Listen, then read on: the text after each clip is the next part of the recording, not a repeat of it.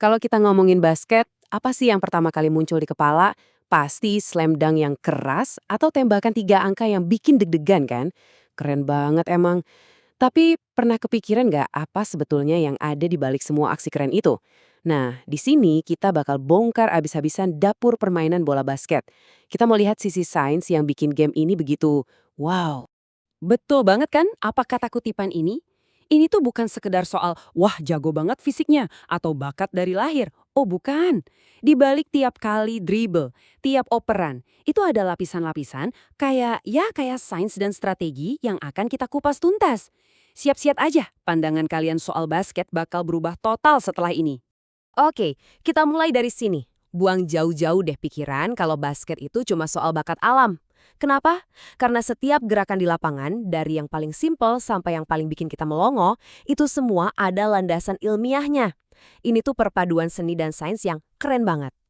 Gini deh, coba bayangin, seorang pemain basket itu kayak sebuah mesin super canggih. Nah, mesin ini punya 3 komponen utama. Pertama, ada mesin fisiknya yang gila-gilaan kuatnya. Kedua, ada software strateginya yang super cerdas. Dan ketiga, sistem operasi mentalnya yang tangguh banget. Tiga-tiganya ini harus nyambung, harus sinkron, biar mesinnya jalan. Yuk, kita bedah satu persatu. Kita mulai dari mesinnya dulu. Oke, yang pertama mesin fisiknya.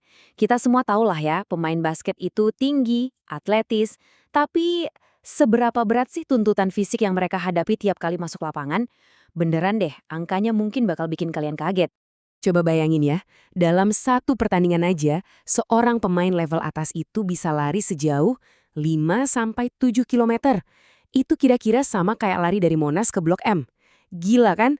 Tapi ingat, ini bukan lari santai di Car Free Day loh.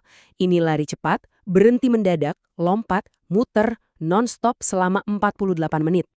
Dan semua lari-larian tadi jelas bakar energi yang luar biasa banyak.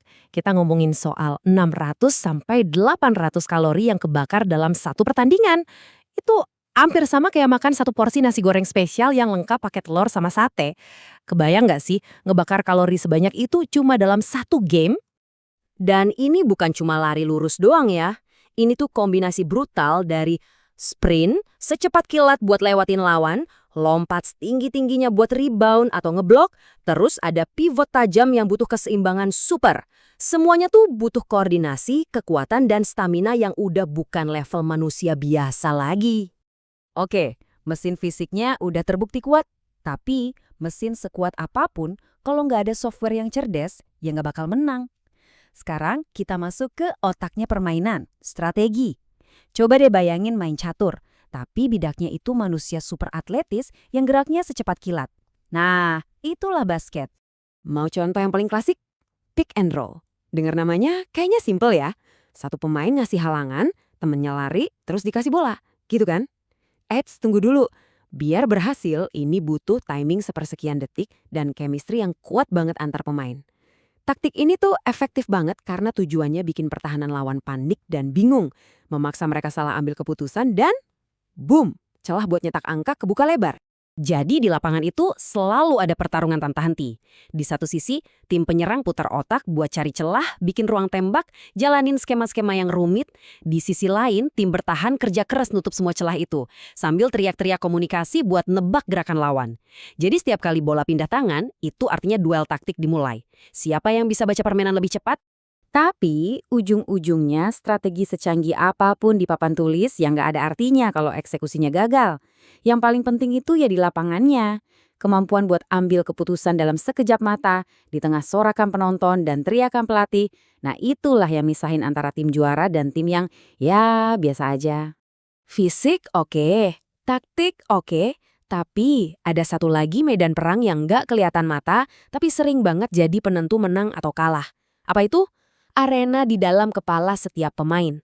Ya, kita masuk ke permainan mental.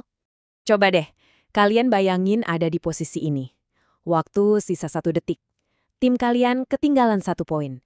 Terus kalian dapat 2 kali free throw. Jutaan mata nontonin kalian.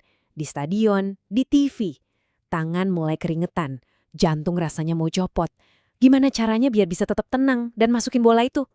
Nah, itulah dia. Kekuatan mental. Setiap momen genting itu ujian mental. Mulai dari heningnya stadion pas mau free throw penentuan, sampai gimana caranya jagain semangat tim biar nggak drop pas lagi ketinggalan jauh. Belasan poin misalnya. Atau tetap bisa mikir jernih pas waktu tinggal detik-detik terakhir. Wah, disitulah mental juara benar-benar diuji. Karena gini, di level paling atas, semua pemain itu fisiknya kuat. Semua tim strateginya pintar. Terus, apa dong bedanya? Jawabannya ada di kepala mereka.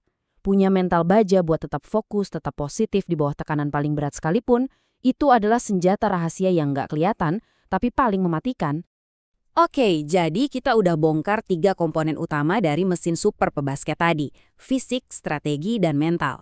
Sekarang, yuk kita satuin lagi semuanya biar kita bisa lihat gambaran utuhnya. Nah, ini dia resepnya. Permainan basket yang hebat itu bukan cuma soal satu hal doang.